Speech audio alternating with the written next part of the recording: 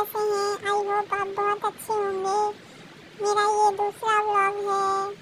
मैं अपने mummy papa के साथ जा रहा हूँ नीम करोली बाबा के दर्शन करने। हम निकल चुके हैं। ये रास्ता है, देखो कितना हरा भरा है।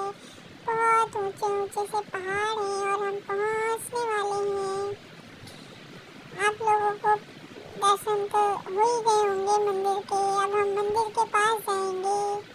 ये है, बोलो जय नीम करोली बाबा की जय। आप लोग भी दर्शन करिए। हम अपने मम्मी पापा के साथ पहुंच चुके हैं। यहाँ पे हम अब दर्शन करने के लिए जाएंगे। जोर से जयकारा लगा दीजिए और कमेंट में लिख दीजिए जय नीम करोली बाबा। मैं यहाँ पे अपनी माँ को परेशान कर रहा हूँ, थोड़ा सा शैतानी कर रहा हूँ और पापा के हाथों से प्रसाद खा रहा हूँ बाबा जी का। और फिर मैं माँ को परेशान करने लगा। मैं दौड़ी दौड़ी करके जा रहा हूँ। अब मैं जा रहा हूँ अंदर बाबा जी के दर्शन करने। यहाँ पे फ़ोन अंदर ले जाना अलाउ नहीं है, इसलिए मैं फ़ोन लेके नहीं जा पाऊँगा।